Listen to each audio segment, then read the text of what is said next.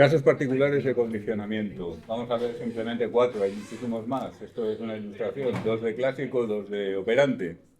Primero, el famoso experimento de la conducta supersticiosa de Skinner. Supongo que todo el mundo lo conoce, ¿no? Conducta supersticiosa, Skinner. ¿No? Bueno, Skinner hizo lo siguiente. Tomó, en el caso original, pues esto se ha replicado hasta la náusea. En el caso original tomó 8 palomas y las introdujo en las correspondientes cajas de Skinner adaptadas para palomas. Entonces, la condición en la que las puso era una condición absolutamente de no contingencia. Las palomas recibían pequeñas cantidades de comida cada 20 segundos. Cada 20 segundos, sin pedirles que hicieran nada, sin poner ninguna señal delante. Que ahí no había condicionamiento de ninguna clase. No había contingencia. Era comida no contingente. O sea, te meto en una caja y te estoy dando comida cada 20 segundos.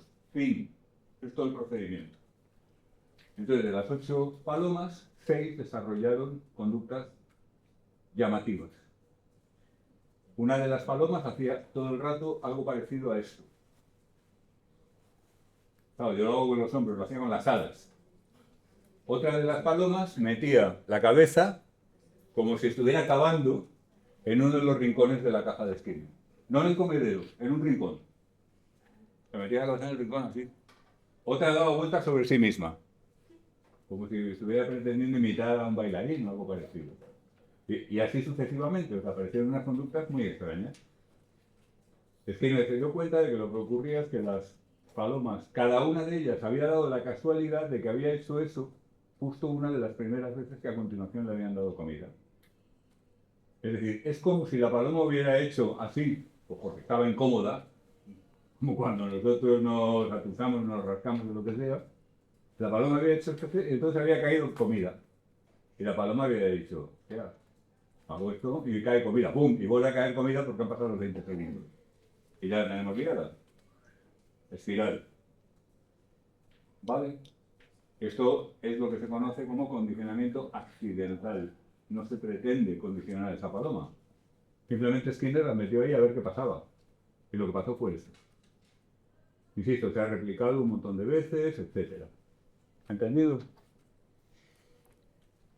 La denominación de conducta supersticiosa viene de que, claro, es como si la paloma se creyera que esa conducta da lugar a que le den comida. Cuando en realidad no, le darían comida aunque no hiciera la conducta que hiciera. Es decir, tiene como si dijéramos una superstición, como la gente que cree que le ha salido bien el examen porque ha llevado el boli de la suerte. Que estamos en 2025, todavía la hay, ¿eh? Aquí. Recuerdo además un caso de hace como 2 años de una que se enfadó muchísimo con su hermano hasta el punto de que intentarle agredirlo y tal, porque el hermano se había llevado el boli de la suerte el día que ella tenía un examen, entonces había venido aquí absolutamente horrorizada. Y claro, por los días que se cumplen a sí misma, estaba tan alterada y tan ansiosa que el examen le salió fatal. Y luego fue por el hermano, en fin, yo no sé cómo acabó la historia, pero no creo que muy bien.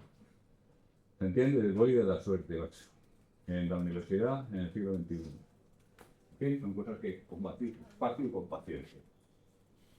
Pero lo cierto es que parece como si la paloma hubiera hecho eso. No, lo que hay que hacer es esto y entonces te dan comida. Lo que hay que hacer es meter la cabeza en el tal. Pues a mí lo que me funciona es dar vueltas. O sea, si las palomas tuvieran un diálogo después del experimento sería un poco en estos términos. Y cada uno seguiría haciendo lo suyo, por supuesto. Como hacemos los humanos con muchos temas. Por cierto, si os fijáis. Es graciosa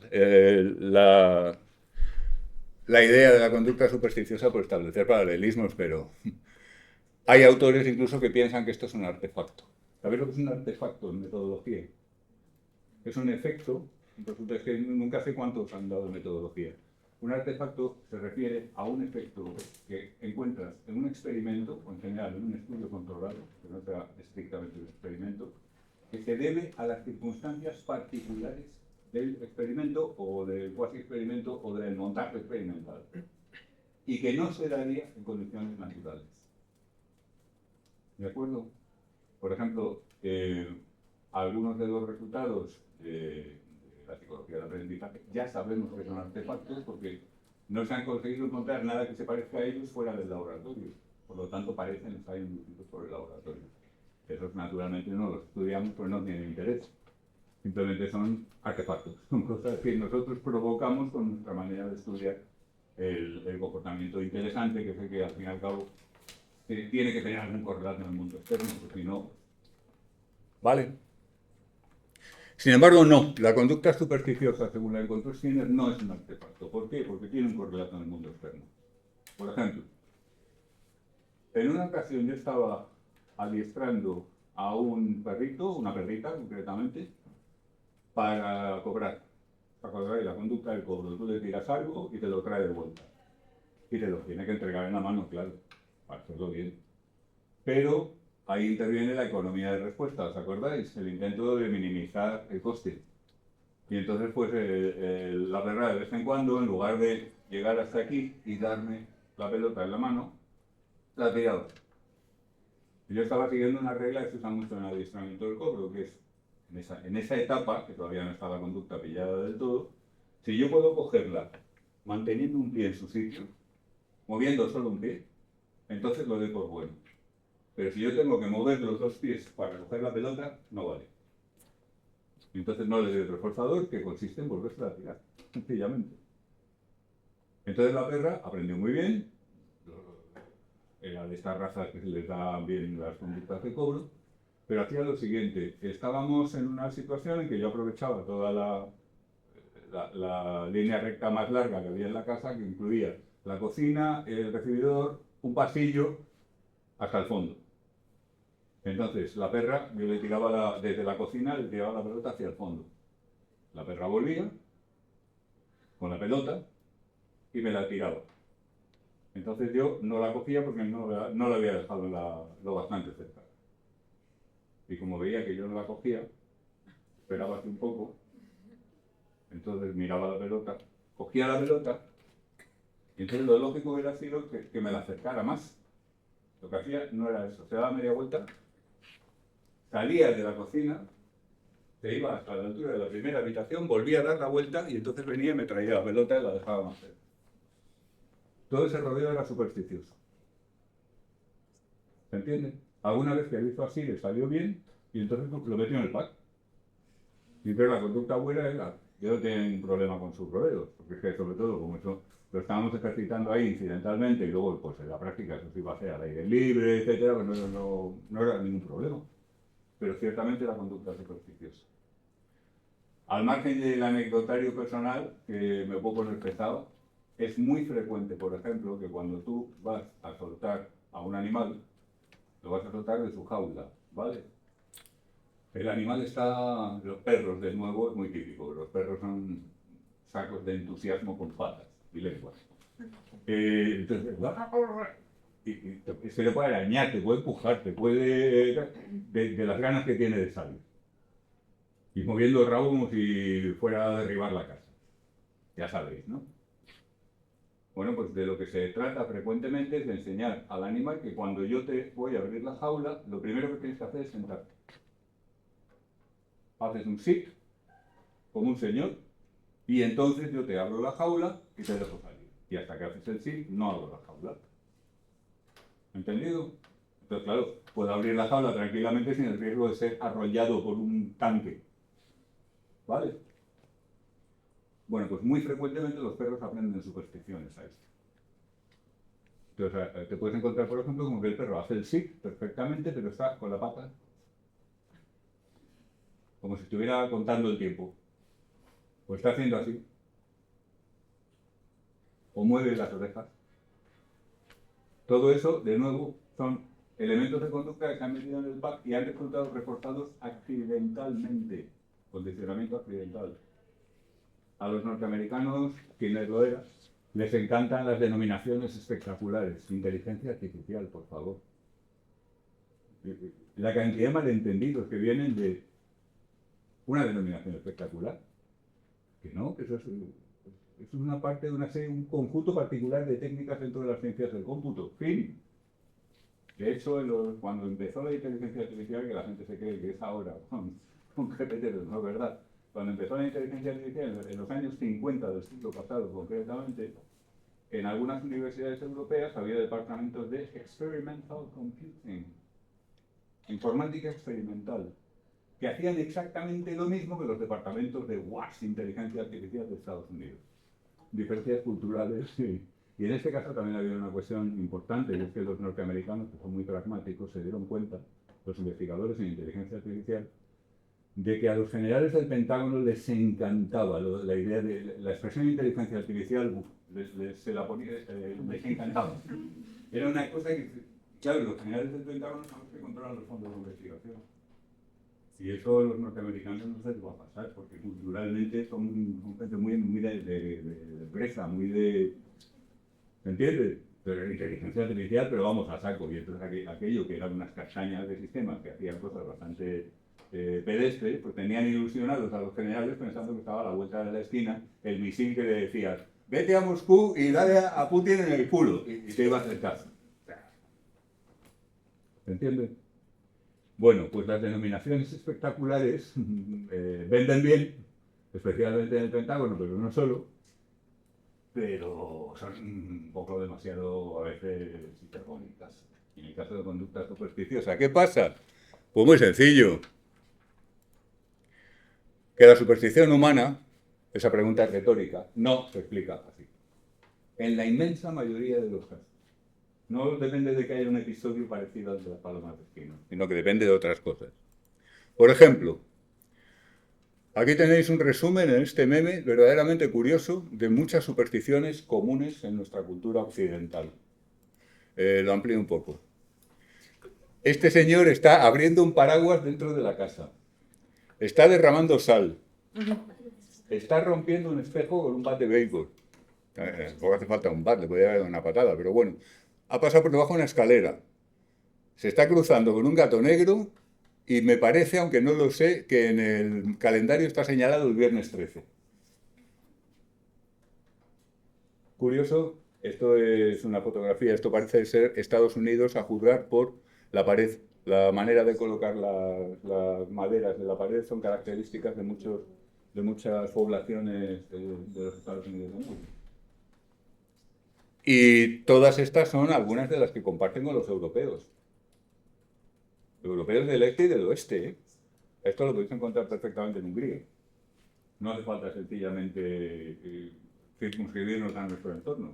En Inglaterra, por supuesto, claro, que los norteamericanos son ingleses un poco degenerados, más degenerados, quiero decir. En todo caso, esto no se adquiere como las palomas de Skinner. Fin. Esto se adquiere por inversión cultural. Y todo el mundo a tu alrededor lo cree. Entonces es como que cuando te quieres dar cuenta, tú también ya lo estás creyendo. Que te lo dicen, que te lo ponen, ay, que no, has roto un espejo, de verdad. Ay. Y tú, que eres un niño o una niña pequeña, sí, pero ¿qué pasa? Oye, lo siento, de verdad. ¿Entiendes? O sea, hay muchos episodios ahí de condicionamiento genuino, de aprendizaje puramente social, de aprendizaje por imitación, de impregnación cultural pura y dura. O sea, ¿hay casos como el de Skinner? Sí, los hay. Yo recuerdo alguno de la época en que empezaba la tecnología a popularizarse. Quiero decir, finales del siglo XX, principios del XXI. En esta misma universidad, recuerdo, allá por 2000, pues por vuestras fechas de nacimiento de algunos, 2006, 2005, una cosa así, la red era muy lenta, mucho más lenta que ahora. Teníamos muchísimo menos caudal y muchas veces lo que pasaba era que tú accedías, intentabas acceder a un sitio web y aquello tardaba en cargar. Y las fotos venían poquito a poco, pim, hasta que veía entera. Y había otras veces que nada, que simplemente el relojito de Windows y boom, y ya. Pues recuerdo varias veces, independientemente, personas del campus, profesores y personal de administración y servicios, por igual, que desarrollaban una superstición concreta que era acariciar al navegador. Agárrate. Y acariciar al navegador era hacer esto.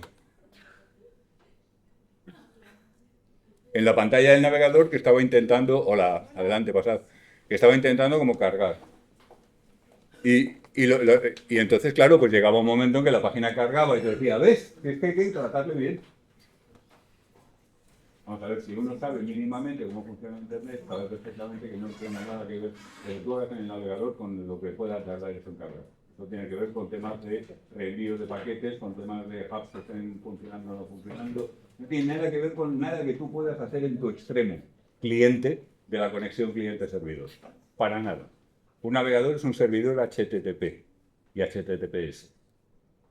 Y hay un servidor que es el que está enviando y dependiendo de la carga que tenga el servidor y del medio de la carga que tenga el medio, pues esa comunicación que es por conmutación de paquetes, no nos olvidemos, no es un circuito como si fuera una llamada de voz, pues va a ir mejor o peor. Pero que tú acaricies una la caricia no tiene nada que ver. Bueno, pues muchísima gente se lo creyó. Y sospecho que alguno, ya jubiladísimo, lo seguirá haciendo a fecha de hoy. Sospecho, no lo he comprobado.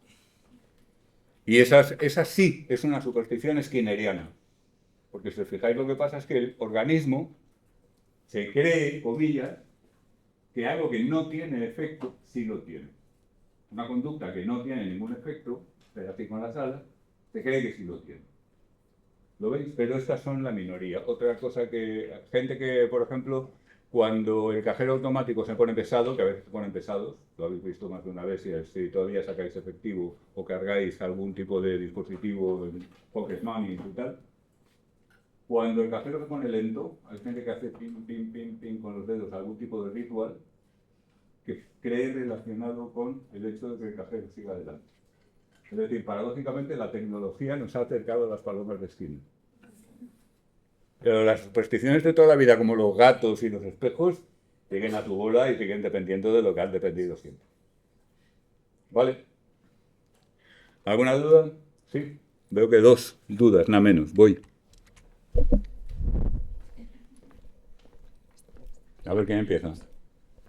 Yo, vale. Entonces, ¿cómo extinguimos una conducta supersticiosa? ¿Cómo la ¿O, o adquirimos?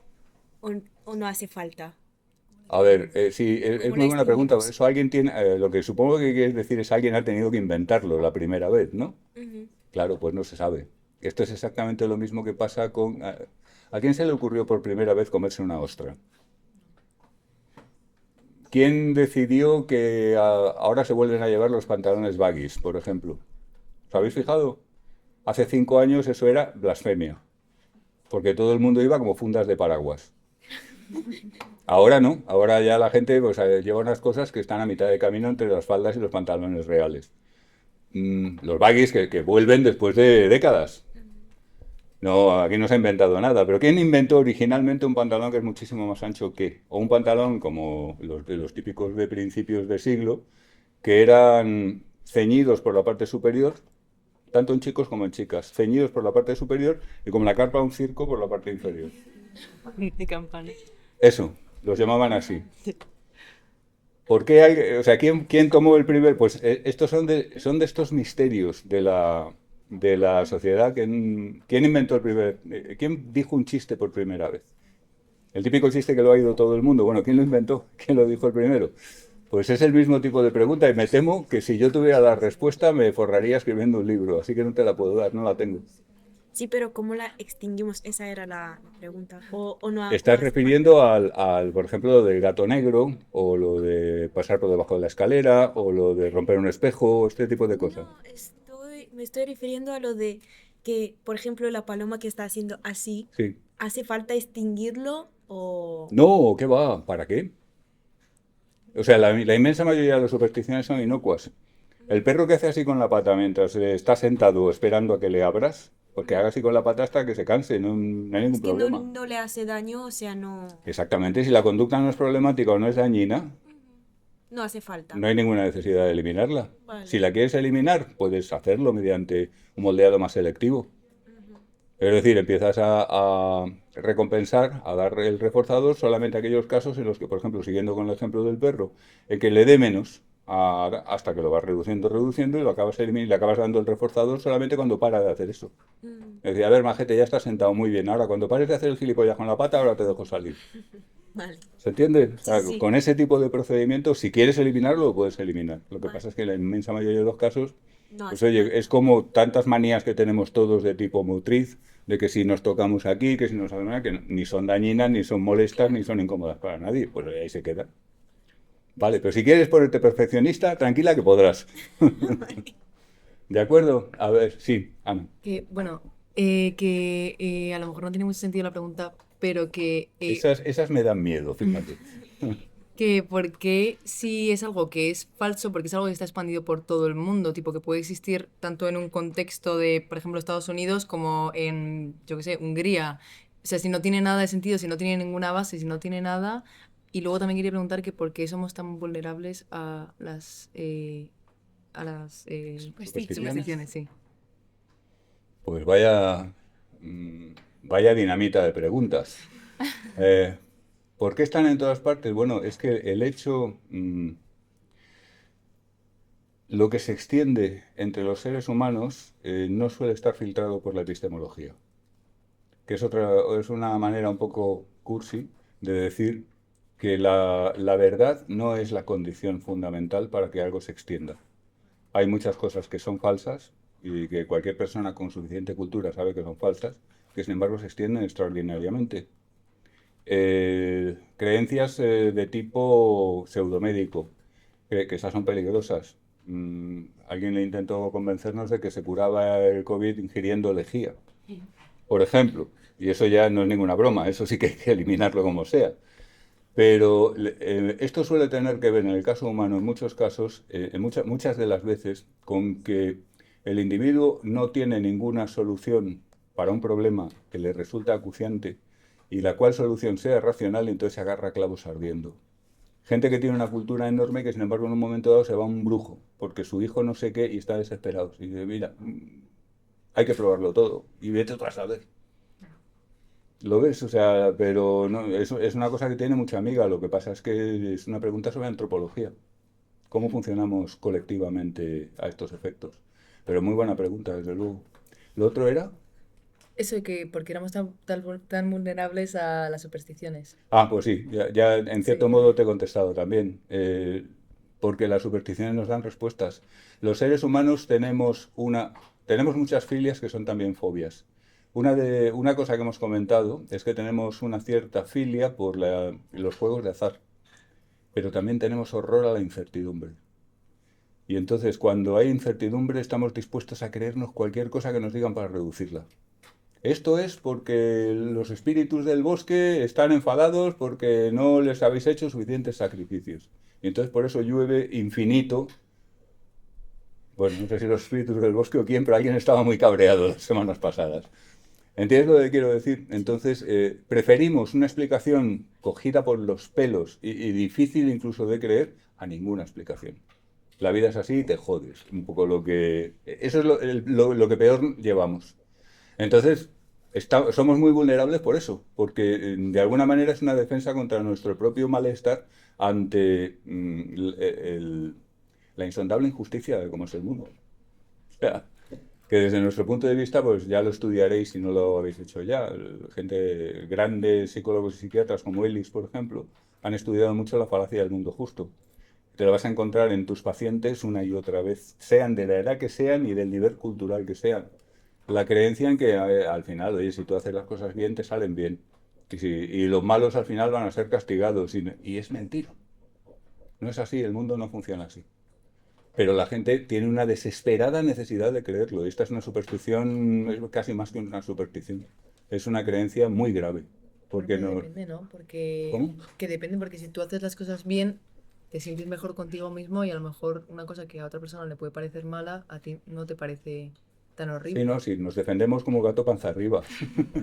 Pero lo cierto es que hay gente que es enormemente... estoy pensando en una investigadora en filosofía y en lógica, Rosa Rand, Ose Rand, de origen austríaco, que toda su vida trabajó maravillosamente bien, tuvo unas ideas fantásticas, se esforzó como era de origen muy pobre y murió pobre como una rata, sin que nadie le hubiera hecho caso jamás.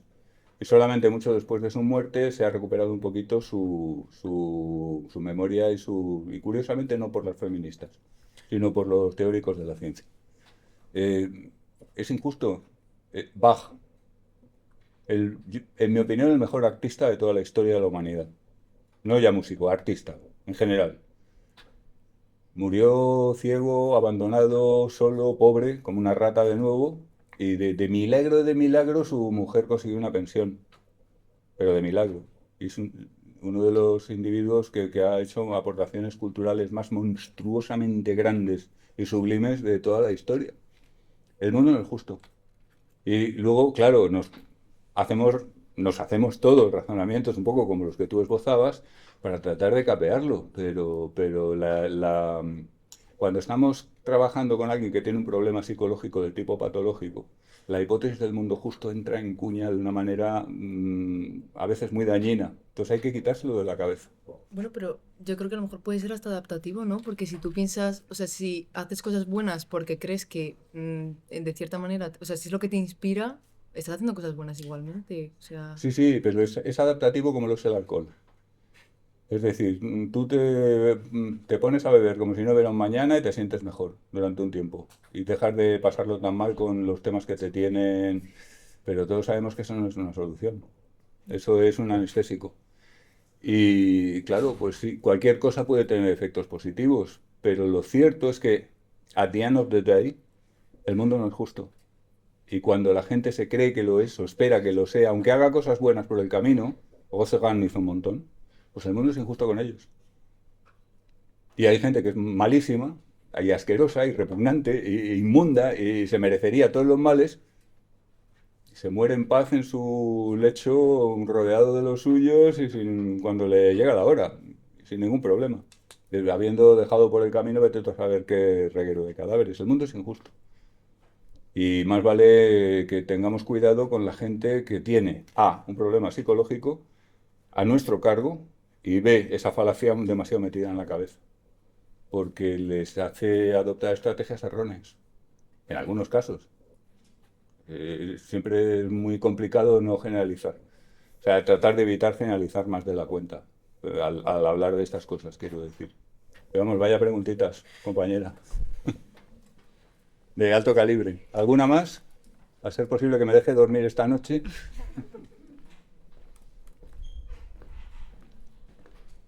Bueno, la zona de popa siempre hay. A ver, es que ya me la he medio respondido, pero si se supone que las manías no son malas en sí, o tener como conductas tal que no tienen como ninguna razón de por qué se hacen, porque existe el TOC como patología. A ver, es que me la ha respondido en plan, los extremos nunca son buenos, entonces será por eso, ¿no? El Yo TOC, creo. el TOC como patología tiene unas conductas que tienen como reforzador negativo la reducción de la ansiedad que causan las obsesiones. Se acabó. La estructura funcional del TOC, con todas las variantes floridas que tiene, es siempre la misma. El individuo ha encontrado una palanca skinneriana, que le sirve para reducir la ansiedad.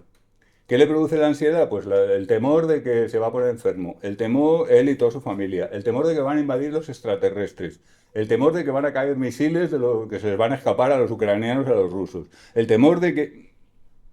Eso le produce ansiedad y le reduce la ansiedad ordenar los libros de su habitación. Y ya está. Entonces se pone a ordenar los libros de su habitación una y otra vez como si no hubiera mañana. Pero es un reforzamiento negativo del libro. O sea, ahí no hay ninguna cuestión ni de superstición, ni de mundo justo, ni de nada, de nada. Es una estructura funcional de condicionamiento como un Vale, piano. vale, vale. Vale, Vale. genial, gracias. ¿Algo más? Pues estáis duros, ¿eh? Para el último día. Bueno, pues no sé por qué esto de vez en cuando se va para atrás. Debo hacer algo con algo. Efectos de interferencia en evitación y escape. Esto es feo. Estos son los típicos estudios que no se podrían hacer hoy, afortunadamente, porque los comités de ética no los pasarían. Perros que reciben descargas eléctricas como estímulos aversivos no controlables. No controlables significa que no hay ninguna conducta que pueda interrumpirlos, ni omitirlos, ni nada. Igual que las palomas de antes recibían comida no controlable, no contingente, pues estos en lugar de comida lo que reciben son descargas eléctricas de intensidad moderada o alta y en general prolongadillas, o sea, una estimulación aversiva bastante fastidiada. Y el efecto de interferencia consiste en que los perros que han pasado por esta situación luego tienen una enorme dificultad para aprender conductas de evitación y escape respecto a esas mismas descargas. Es como que han aprendido que esas descargas forman parte del mundo. Y es como cuando llueve, no hay ninguna conducta que tú puedas hacer para que no llueva. Y bueno, te puedes refugiar, puedes sacar el paraguas, o puedes ponerte la capucha, pero no puedes hacer que no llueva. Y esto cuando tienes planeada una fiesta al aire libre es particularmente notorio. ¿Vale? Hemos tenido aquí ceremonias de graduación al aire libre, algunas con chorros de agua cayendo y otras con el sol, que casi es peor porque la gente se empieza a desmayar. O sea, en fin. El procedimiento normal es usar un grupo de control de perros que son de la misma raza, edad, etc. y un grupo experimental. El grupo de control se le deja en paz, mientras al grupo experimental se le da la estimulación aversiva no controlable.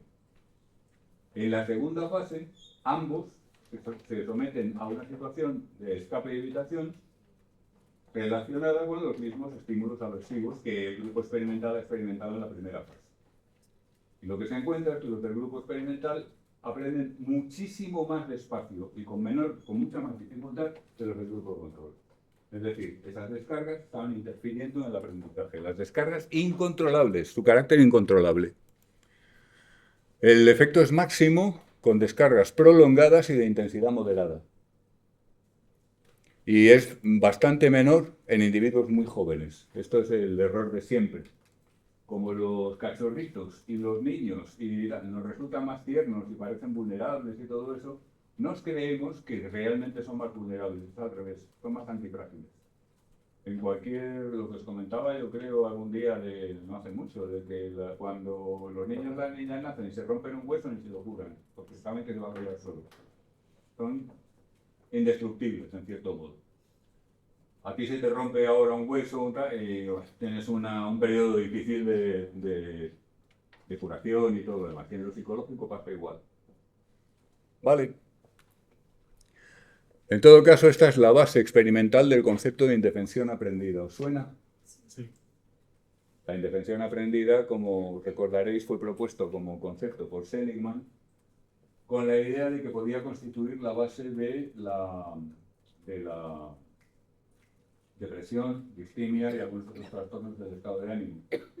Es decir, la hipótesis general de Seligman era cuando la gente está en depresión es porque ha pasado por un periodo en el cual ha recibido muchos sucesos aversivos no controlables. Claro, sucesos aversivos no controlables fuera del laboratorio, por ejemplo, se te muere gente, te deja tu pareja, pierdes el trabajo, no te renuevan el contrato de alquiler de tu casa. Todo esto viene muy junto y además son cosas que no son controlables y tú puedes entrar en una situación de depresión por indefensión, porque tú estás aprendiendo que nada de lo que tú hagas va a servir para librarte de, no las descargas eléctricas, sino de todos esos sucesos vitales, dañinos, dolorosos, nocivos, etc. ¿Veis el paralelismo con la situación experimental? ¿No? Esto hoy en día no se puede sostener. Quede claro. La indefensión aprendida no hay prácticamente ningún proceso psicológico importante que sea unicausal. Casi todos dependen de muchos factores que tienen que conjuntarse. Probablemente lo que mencionábamos antes del trastorno obsesivo compulsivo sea de los casos más sencillos que existen en cuanto a la estructura. La depresión es mucho más compleja y no se reduce a esto porque, entre otras cosas, la depresión aparece en casos en los cuales no ha habido ningún historial de estimulación aversiva, nociva, incontrolable, ni nada que se le parezca. Y sin embargo te encuentras con el cuadro de depresión tan claro como una bofetada en la cara. O sea, recuerdo un caso en particular de una mujer de estas que os va a caer mal, como nos caía mal a todos, la típica persona que tiene una vida perfecta.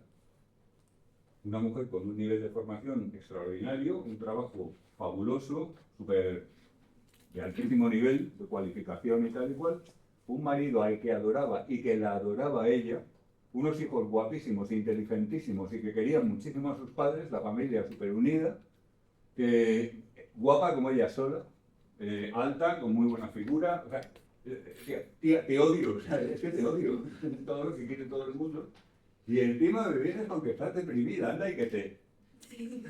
El psicólogo no puede ir por ahí porque eso es equivocadísimo. Ahora, lo que está claro es que esa mujer no había pasado por ningún episodio de tipo nocivo de ninguna clase, porque lo estudiamos bien en sesión, y vamos, a veces puedes decir, bueno, aparentemente su vida es muy maravillosa, pero luego lleva al infierno. No, ahí no había ningún infierno, en términos objetivos. Esta persona había pulsado hacia un cuadro depresivo por razones que desconocemos y seguimos desconociendo. Por supuesto, se la trató. Y como tenía los dos grandes factores de protección de un paciente psicológico, pues salió adelante estupendamente bien y se recuperó y hasta donde yo sé le va fenomenal y está toda sana ella.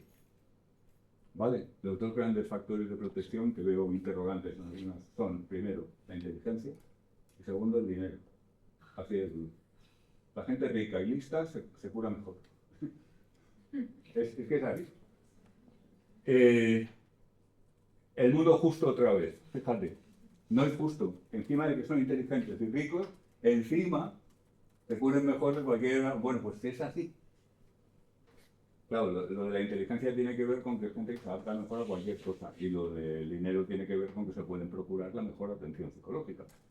Obviamente. Total. Que esta mujer lo que sí desarrolló fue un problema añadido, que se da muy a menudo, que es el no tengo derecho a estar deprimida.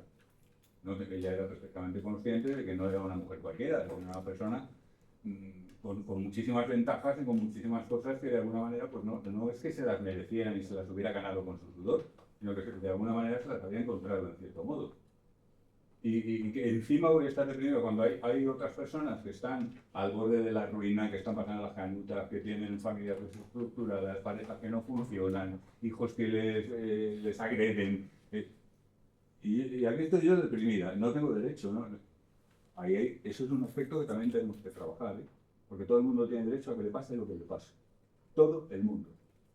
Y el psicólogo, no os creáis que cuando yo acabo de trabajar en una sesión con una persona que tiene un trastorno de personalidad de espanto, las está pasando negras, y luego me viene alguien con un toque suavecito, voy a pensar, esto es una mierda.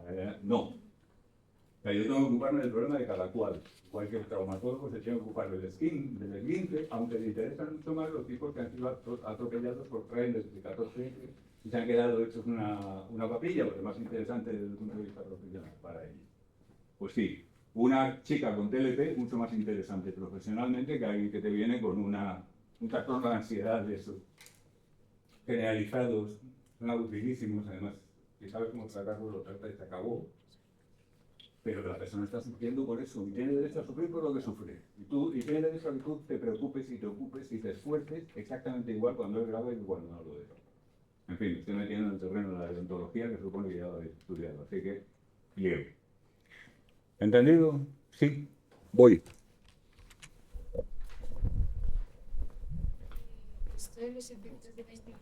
Habla que te oigan incluso los de allí. Vale. Los de la aleta de Strigo. Vale, pero esto de los efectos de la interferencia tiene que ver, por ejemplo, si tú estás en una casa donde siempre te han tratado mal y tal, tú eso o sea, estás habituado a ello, a que te hayan tratado así, entonces no vas a intentar escapar. O sea, ¿se puede aplicar esto? Sí, se puede aplicar en efecto. Gente que ha sido adiestrada en la indefensión, fíjate que esto se llama indefensión aprendida. Gente que ha aprendido que está indefensado respecto a ciertas cosas, es bastante probable que se tome esas cosas con bastante naturalidad. Es como cuando llueve. Llueve. O sea, quiero decir, nosotros nos hemos quejado como magdalenas porque hemos estado 3 semanas con lluvia continua. Eso yo se lo he intentado explicar a un amigo inglés y no me entendía. Al final me decía, o sea, me estás diciendo que vuestro problema es que os ha llovido 3 semanas. Y me decía, 3 fucking weeks. Y claro, efectivamente, para un inglés que lleva 3 semanas, pues es lo normal. Y lo que tú dices es un poco más serio, por supuesto, pero es el mismo esquema. Es decir, efectivamente, alguien puede aprender que está indefenso respecto a ciertos tipos de cosas y entonces luego va a tener dificultad para aprender que, oye, que no, que esto se puede sobrellevar, que esto se puede eliminar, que esto te puedes librar de ello, etc. ¿Vale? ¿Más? Bien. Pues esto sobre los efectos de interferencia.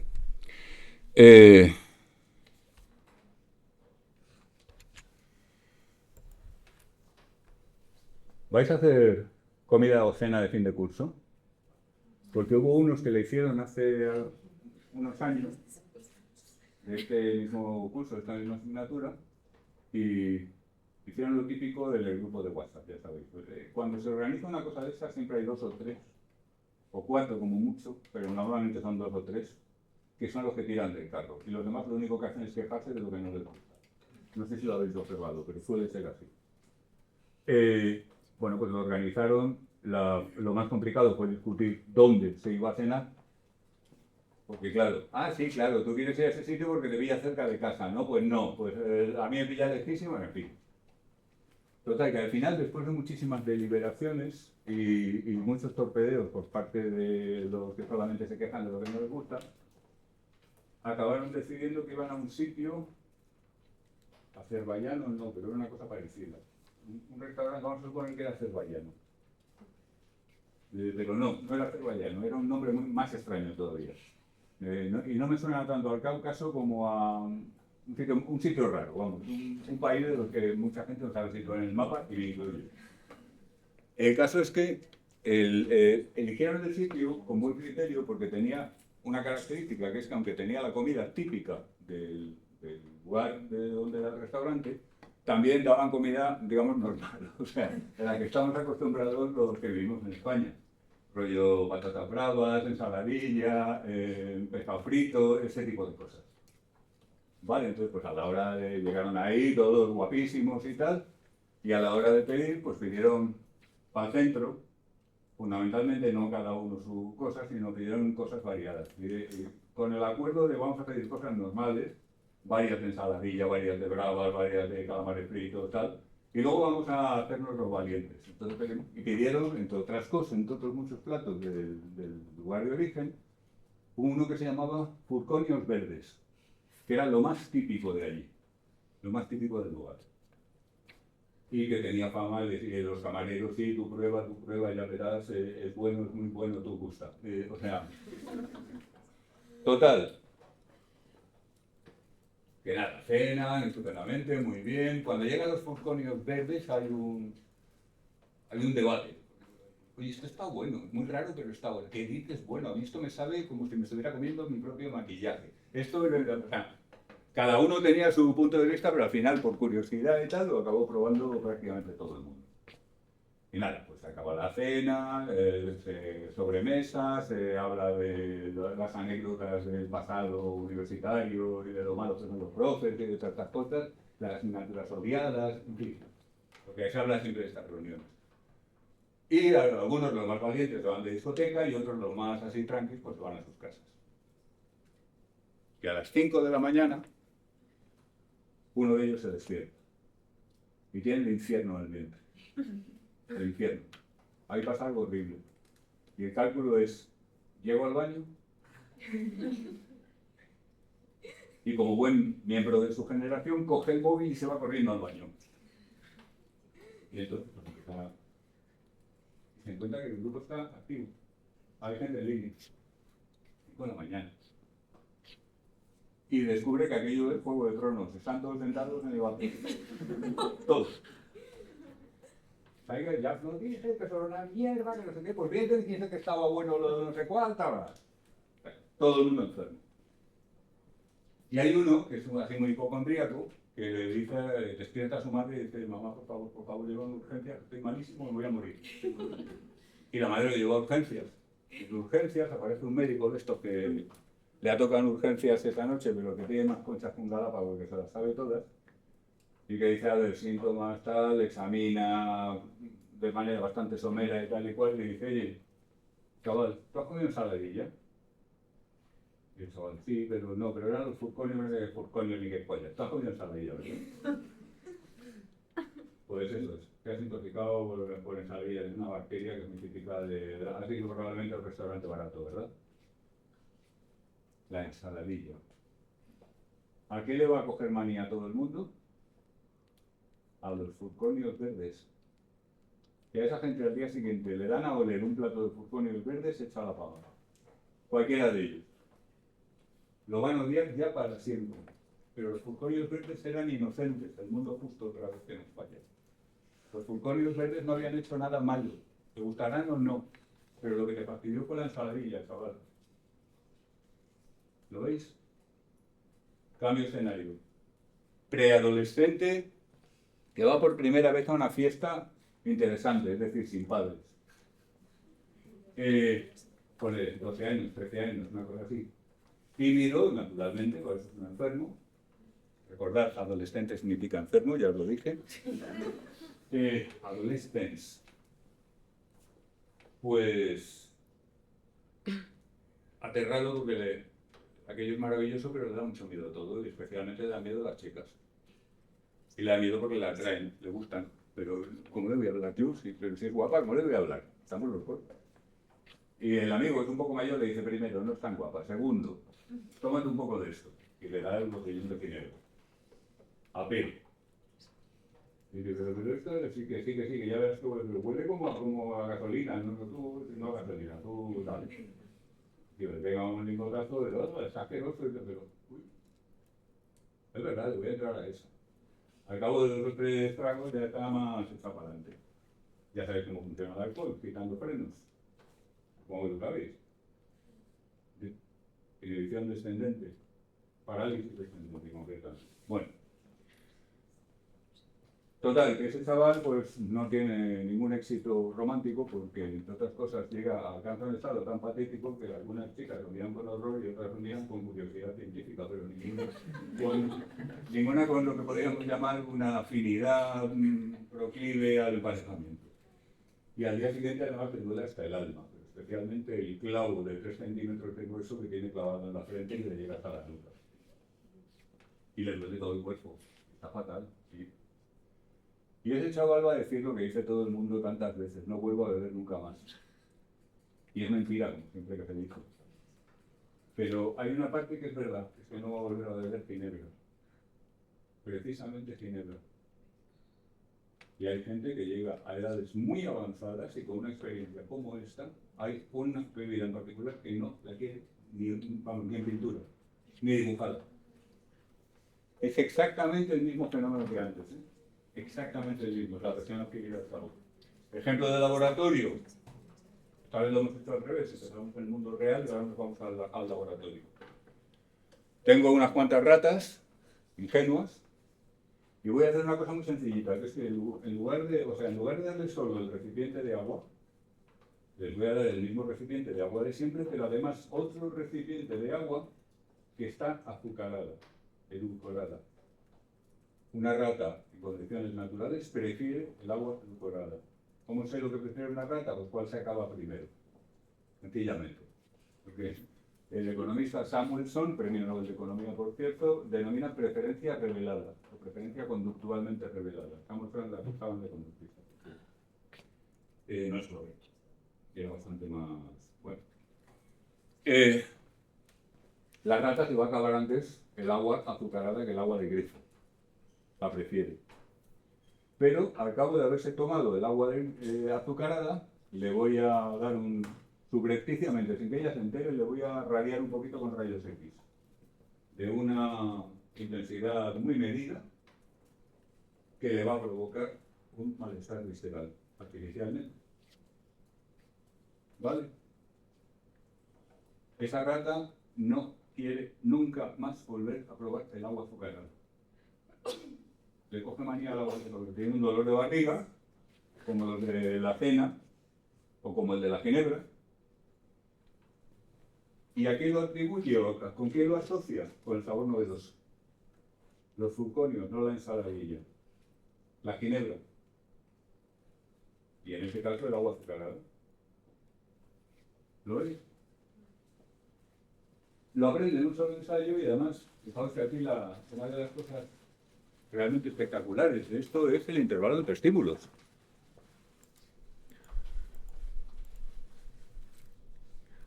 Decíamos, condicionamiento de demora larga, 3 minutos.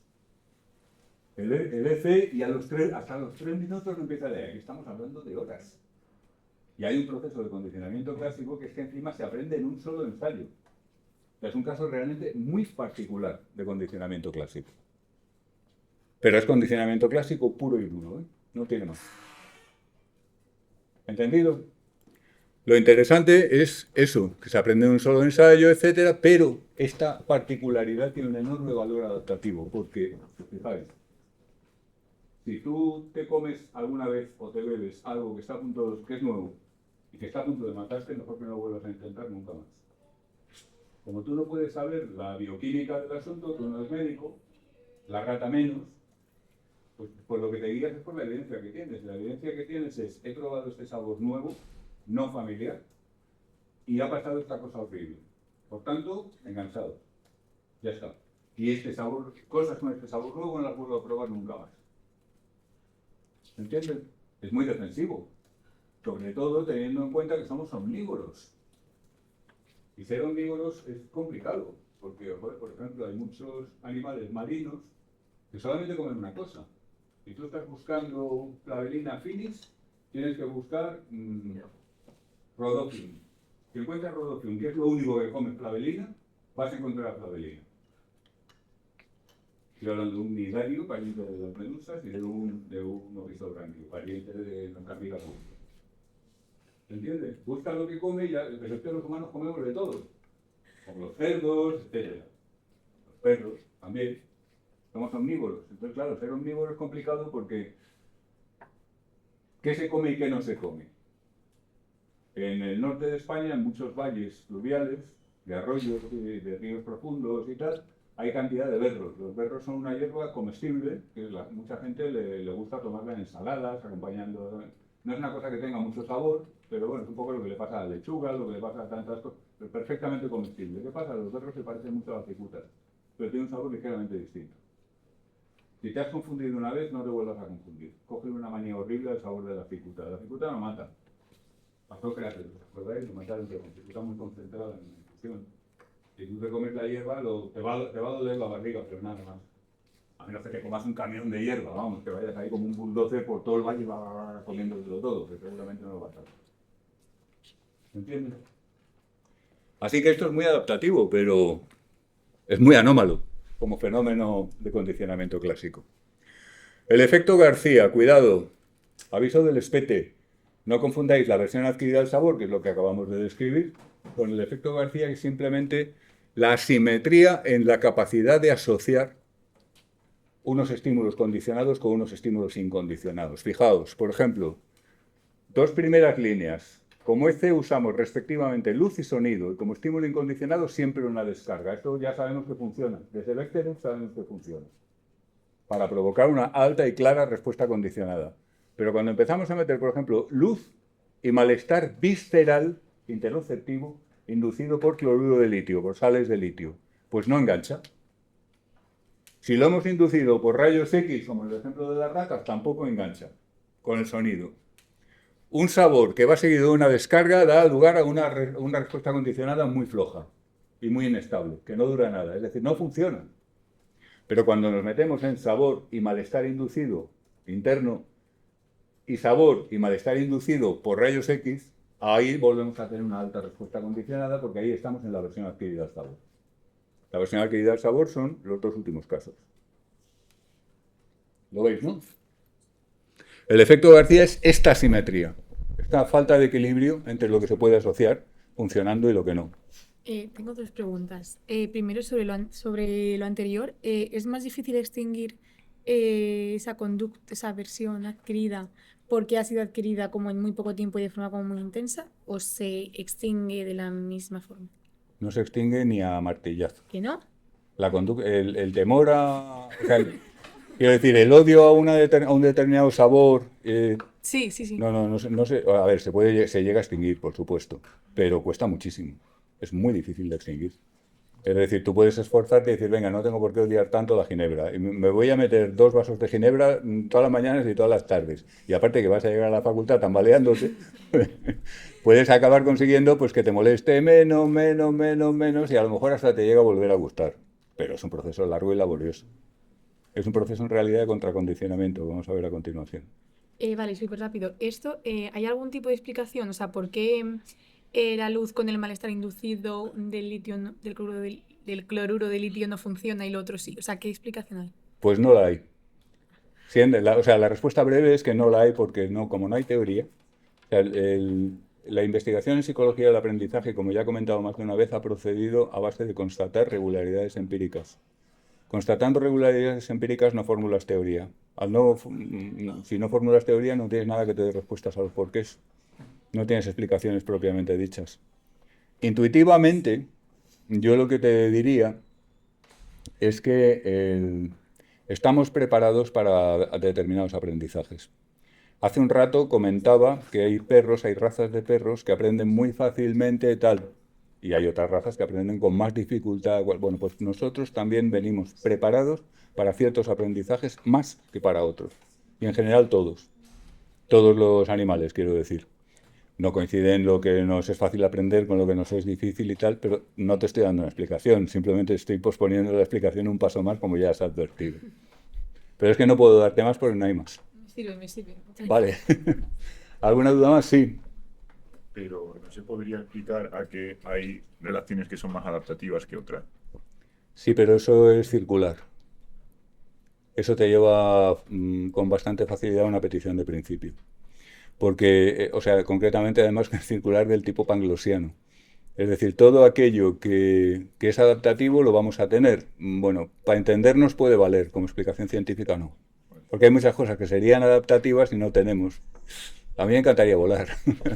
No, en realidad no me encantaría. Creo que me tocaría cada piña, en fin. Bromas aparte, ¿me entiendes, no? O sea, si nosotros decimos, si algo es adaptativo, lo vamos a tener. Eso no es una explicación. Porque para empezar tendríamos que entender por qué algunos organismos sí y otros no, cuando puede ser adaptativo para varios. O sea, las explicaciones adaptacionistas hay que andar con mucho cuidado con ellas, porque entran en circularidad con bastante facilidad. ¿Vale? ¿Alguna pregunta más? Bueno, pues ya lo último. Contracondicionamiento. Intuitivamente, muy sencillo, volver apetitivo un estímulo que es aversivo o volver aversivo un estímulo que es apetitivo. Darle la vuelta al signo motivacional. Se llaman a veces en clínica recondicionamiento, nomenclatura. Es normalmente la misma idea. En laboratorio es muy sencillo. Primero enseñamos a un organismo que la luz presagia la comida. Y cuando ya tiene eso aprendido, le enseñamos que la luz ahora presagia la descarga eléctrica. Entonces, lo que era el estímulo que era apetitivo, ahora le damos valor aversivo. ¿De acuerdo? También lo podemos hacer al revés, en el sentido opuesto. Esto tiene bastantes aplicaciones, incluidas las películas. No sé si habéis visto La Naranja Mecánica, A Clockwork Orange, pero la vais a ver. La vais a ver porque hay más de una asignatura que la incluye como prácticas. O sea que no os libráis, seguramente. Esto es un episodio al final que a lo que más se parece es a contracondicionamiento, pero técnicamente no está bien hecho. Esto no es un contracondicionamiento genuino porque aprovecha particularidades bastante llamativas de guión. Es una película magnífica, brutal pero magnífica. Para quien le guste el cine violento, vamos, pues es muy violenta. Aplicaciones en serio. Contra el alcoholismo. Convertimos los estímulos asociados al consumo, que son muy gratos para el paciente. Pensad en el brillo tornasolado del whisky y el sonido de los hielitos, clink, clink, clink, contra un vaso de buen cristal con un culo muy gordo. Eso hay algunos pacientes que se te desmayan de gusto de verlo. Porque eso es un estímulo condicionado que está tan vinculado al consumo de sensaciones gratas que para ellos es ultra mega apetitivo. El jarrote de cerveza con una buena cabeza de espuma. Lo mismo. Bueno, pues a eso le damos la vuelta. Hacemos que el whisky la cerveza sea repugnante. No que la cerveza sea repugnante de consumo, sino los estímulos asociados a. Y con esto no eliminamos el consumo, ¿eh? Cuidado. Esto no hay panaceas ni cosas por el estilo. Con esto lo que conseguimos es coadyuvar a facilitarle al paciente dejar de consumir, quitando valor apetitivo a los estímulos que están alrededor de la conducta de consumo. ¿Se entiende? Esto se ha utilizado con éxito en investigación, éxitos espectaculares, tan espectaculares como que 2 años después, el estudio de Berkeley de los años 40, que no sé si lo hicieron los apuntes, creo que sí, 2 años después de follow-up todavía hay un 40% de pacientes que no han vuelto a probar el alcohol. abstinencia total. Estamos hablando de pacientes super mega terminales. O sea, después que le dice el médico, mira, tío, o dejas de beber o te mueres, que no hay más. Y consiguen dejar de beber. Voy.